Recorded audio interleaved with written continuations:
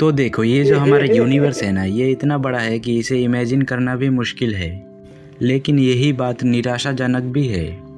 अब आप खुद ही सोच कर देखो, अगर हम सबसे पावरफुल टेलीस्कोप से धरती जैसा प्लेनेट ढूंढ भी ले किसी गैलेक्सी में, तो वहाँ तक पहुँचने में सदियों लग जाएंगे।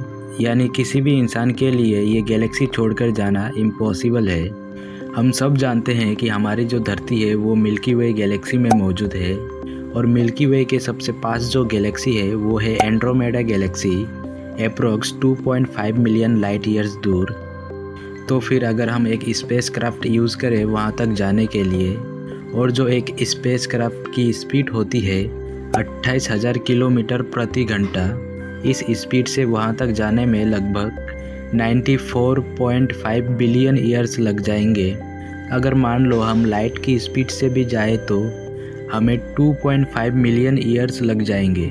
तो आखिर क्या फ़ायदा इन सब प्लैनेट्स को ढूंढने का, जबकि हम कभी वहाँ पहुँच ही नहीं सकते। लेकिन अगर एक शॉर्टकट रास्ता हो तो जो कुछ ही दिनों में वहाँ तक पहुँचा दे, तब ये सारे बातें दिलचस्प लगने लगते हैं। ये शॉर्टकट है वर्म होल।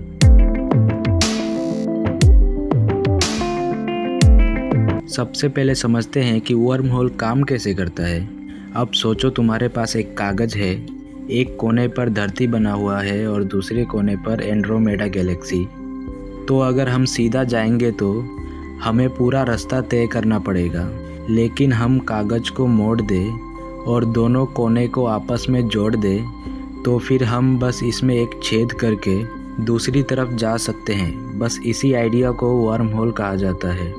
वर्म होल का आइडिया कहाँ से आया? साल 1935 में अल्बर्ट आइंस्टाइन और नीथन रोजन ने जनरल रिलेटिविटी इक्वेशन में एक मैथमेटिकल सॉल्यूशन दिया। इस कॉन्सेप्ट को बाद में आइंस्टाइन रोजन ब्रिज भी कहा गया। इसी को हम आज वर्म होल के नाम से जानते हैं। लेकिन ध्यान रहे, ये सिर्फ एक थियोरिटिकल पॉसिबिलिटी है। आज तक किसी भी वर्म होल को डायरेक्टली ऑब्जर्व नहीं किया गया है।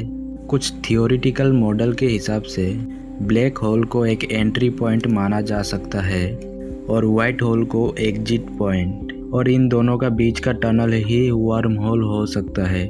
लेकिन ये सिर्फ थ्योरी है।